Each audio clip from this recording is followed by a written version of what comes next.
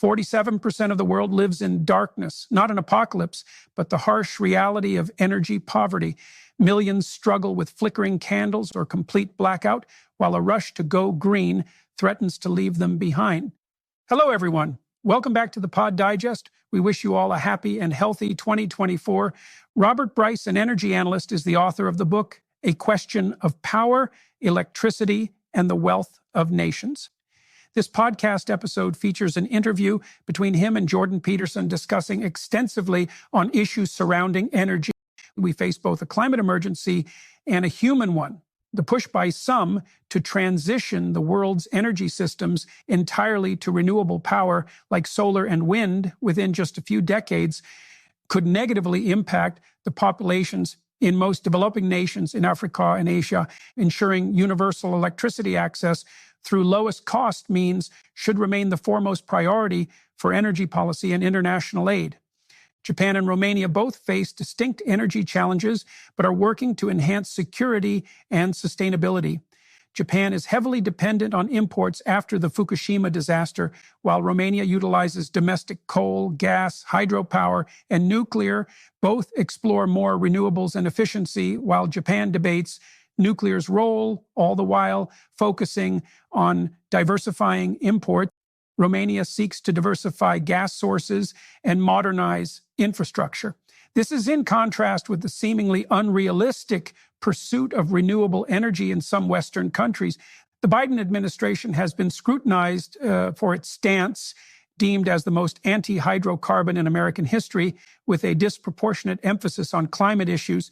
Bryce points out the apparent contradiction in the administration's priorities, questioning why President Biden isn't more vocal about addressing the global electricity poverty crisis. Instead, the focus seems to be on climate issues, evident in the administration's eagerness to discuss a $900 million loan for solar panel construction.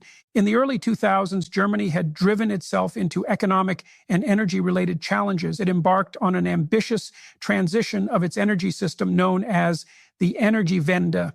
The closure of nuclear plants and reliance on renewables did not result in the expected reductions in emissions. The lack of stable baseload caused excess power generation at times and reliance on fossil fuel backups when renewables drop. This heavy renewable integration has increased costs substantially for consumers, as electricity bills have risen around 50% since 2006. Although nuclear power currently provides around 10% of global electricity supply, it faces challenges related to high capital costs, waste management, safety concerns, and political opposition that have slowed expansion. Advanced reactor designs aim to address these issues through passive safety systems, modularity, standardization, and fuel cycle approaches that could realize nuclear's potential as a large-scale, low-carbon energy source. Several companies are developing such designs, but they remain in early stages of licensing and deployment. So will we run out of fossil fuels? Not imminently, as fossil fuel resources remaining are vast and new extraction technologies continue unlocking reserves once considered uneconomical. However, a gradual transition away from fossil fuels remains important from environmental and geopolitical perspectives. Renewables alone cannot yet replace the reliable baseload power provided by fossil fuels and nuclear energy on a global scale. Wealthy, developed nations have outsourced many industrial activities to developing countries in Asia and elsewhere, shifting emissions from their domestic inventories, but not reducing total global pollution. A genuine transition will require helping China, India, and others grow their economies and lift populations out of poverty while simultaneously reducing the carbon intensity of development. Here are some major challenges in national energy planning. One, wind power is insanely unreliable. Wind and solar energy cannot by themselves replace the reliable baseload power provided by fossil fuels and nuclear plants on the large grids. Their intermittent output requires massive overbuilding of capacity, as well as continued fossil fuel plants running in reserve. Fossil fuels provide vastly more energy per unit area than wind or solar installations.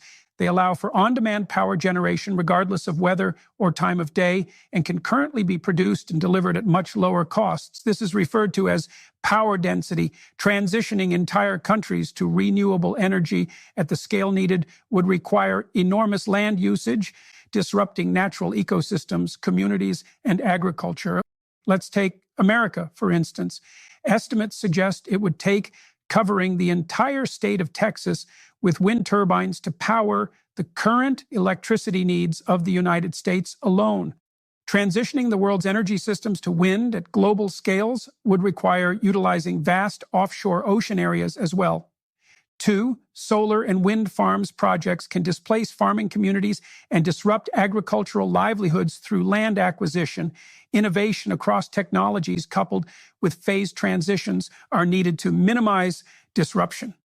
3, there is no accountability for animal death tolls. Utility-scale wind and solar installations have been found to significantly impact local biodiversity through habitat loss and direct mortality of birds, bats, insects, and other species. 4, tax credits for producing renewables. Government subsidies played a strong role in driving down costs for renewable technologies. However, these subsidies also add costs to taxpayers and consumers. Now, here comes the main topic. Are solar and wind really renewable? While solar panels and wind turbines don't directly emit carbon dioxide, they depend on mineral resources with finite global supplies and geopolitical risks that warrant attention.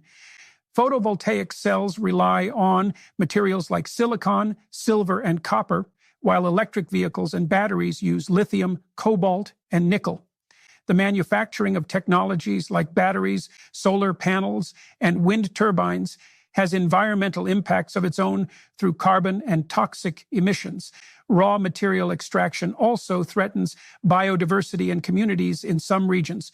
This points to the next question. Who builds our renewable tech? Much of the world's manufacturing and assembly of renewable energy and battery technologies occurs in China, where coal still powers much of the grid. This undermines claims of low carbon attributes or emissions reductions from deploying these devices domestically. Genuine solutions require viewing energy transitions holistically and cooperating globally across supply chains as well as power sectors. The interview also touches on geopolitical issues surrounding global energy trade. Bryce discusses the United States' growing exports of liquefied natural gas to Europe as an alternative source to Russian pipeline gas. However, this also gives Russia leverage, as Europe remains dependent on natural gas imports in the short and medium term due to its phase out of nuclear power. So why can't we just replace an industry? Well, transitioning at the scale of entire energy systems requires carefully managing integration challenges to maintain stable, affordable, and reliable electricity supplies. Abruptly replacing functional infrastructure risks disruptions if regulatory frameworks and infrastructure are not adapted concurrently. Innovation in technologies like long-duration storage will also be key to balancing intermittent renewable sources. Phased transitions, allowing adaptation, remain the prudent approach. The good news is that satellite data analysis indicates the planet's foliage cover expanded around 15% globally since the early 2000s, likely attributable to factors like CO2 fertilization effects on plant growth, afforestation programs in some regions, and climate change impacts. This highlights the complex relationships between carbon emissions, climate variables, and vegetation that are not fully understood. Frustration with lack of policy action on climate change has led some activist groups to support disruptive direct action protests against oil infrastructure. This isn't about choosing sides. It's about finding the middle ground, a balanced approach that prioritizes access, affordability, and sustainability. Thank you for watching. Please don't forget to like, share, and subscribe.